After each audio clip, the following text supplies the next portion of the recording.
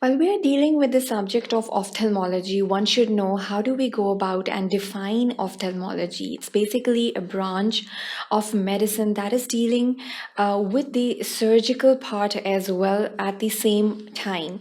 So one should know how to diagnose diseases which can be treated just by the medicines, and if there is needed any surgical intervention, when and where it is needed. So the correct diagnosis is very important while we are practicing this branch of medicine and surgery. One should know the common diseases or the common illnesses that are related to the eye. It can relate to the different corneal structures that we've already studied. While we were studying the ocular anatomy, we focused on the keratitis, that is basically the inflammation of the cornea. Then we have keratoconus. We have some of the diseases of the genetic or the inborn or the congenital types that we have to identify at birth. And then we have the other infectious diseases and some other causes of blindness that can relate to the retinal health, as well as the interpretation of the brain by the imagery of the eye. So that is there can be some brain fault or the cerebral fault, occipital lobe can be involved, and the abnormalities at the occipital lobe can manifest as blurring of the vision, or it can be one of the causes of the blindness. So this is the basic or the mainstay while we are practicing this subject of ophthalmology, and one should know these basics for a correct diagnosis. Now, in this section, we'll focus on the history of ophthalmology. So what were the advancements? How was ophthalmology practiced in the past? And what are the different advancements in this field? We'll be discussing them over here in this very first section. And then we'll be moving on to the evaluation of the complaints, that is basically the history taking of the individual.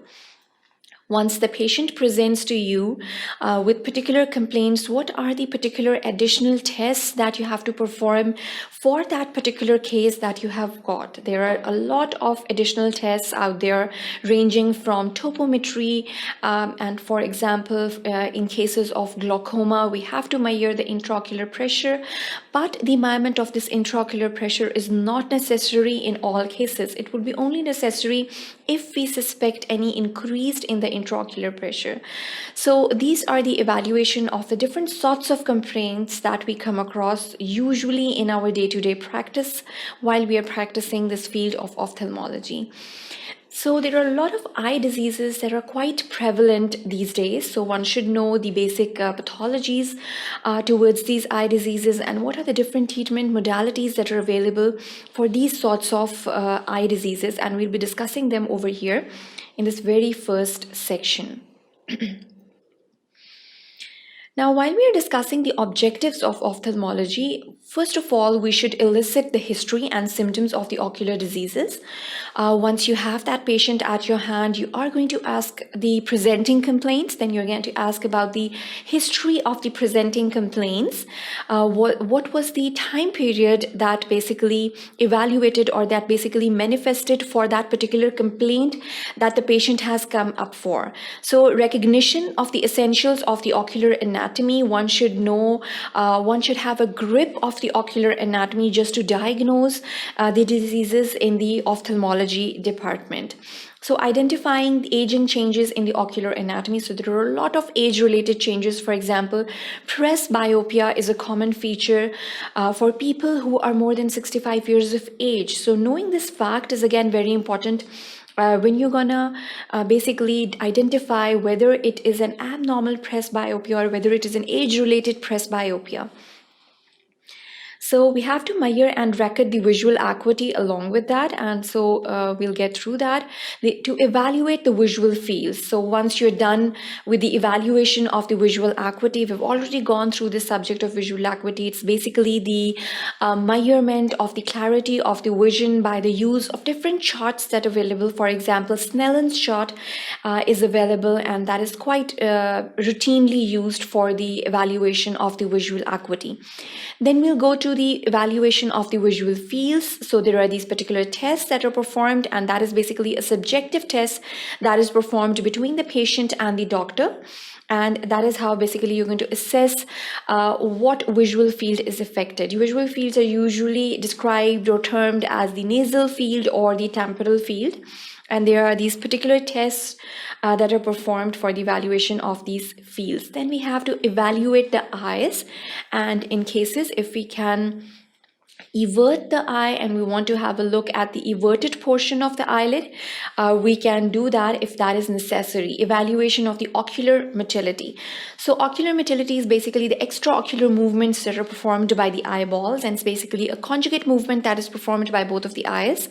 So if it is a disconjugate movement, you have to document it that it was a disconjugate movement. You basically ask the patient to move the eye in the 6 cardinal directions, and that is how you can assess whether all of the muscles are working properly or not. So this is how you basically go about and evaluate the ocular motility. Then we have to dilate the pupils when needed. Obviously, it is needed for the fundoscopy, or in other words, we also call it retinopathies, and is needed in the adjunct to ophthalmoscopy. Whenever you are required to perform ophthalmoscopy in a person, you have to dilate the pupils by adding on the dilators to the eyes and letting it rest until the pupils are dilated enough to perform the ophthalmoscopy. And obviously, fundoscopy is another word for ophthalmoscopy. Know when referral to the ophthalmologist is needed.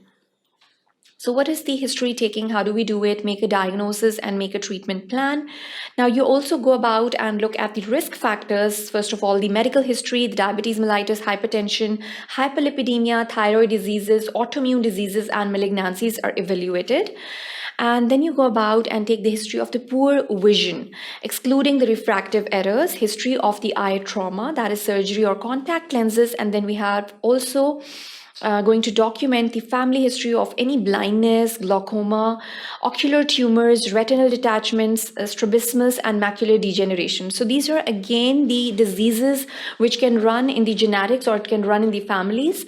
So knowing the history of diabetes mellitus, ocular degeneration, retinal detachment, strabismus, all of these is again very important to document.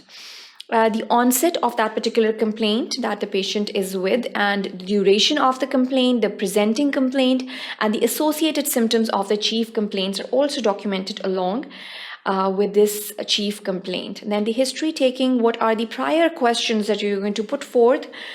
Did the patient have prior good and equal vision? It's again very important. Is the complaint monocular or binocular?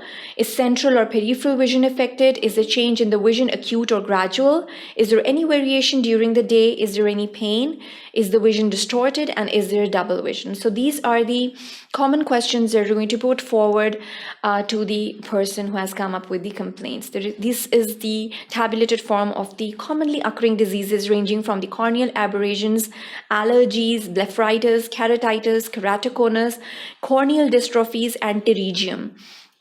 So this is basically the description. If you look at it, corneal aberration is just a scratch on the surface of the cornea. Allergies can be manifested as redness, itching, tearing, burning, and watery discharge. Blepharitis is a chronic inflammation of the eyes. Then we have keratitis, which is the inflammation of the cornea.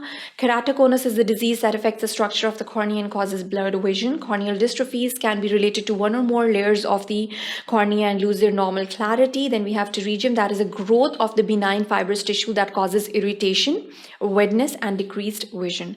So this is the range of the disorders that we can usually come across when we are practicing or doing an outpatient department in the ophthalmology department. So in this section, basically, we summarized the common complaints. How do we go about and take the history of these patients that usually present to us in the ophthalmology's outpatient department. So that is the end of the section. Thank you for watching Scadia.com.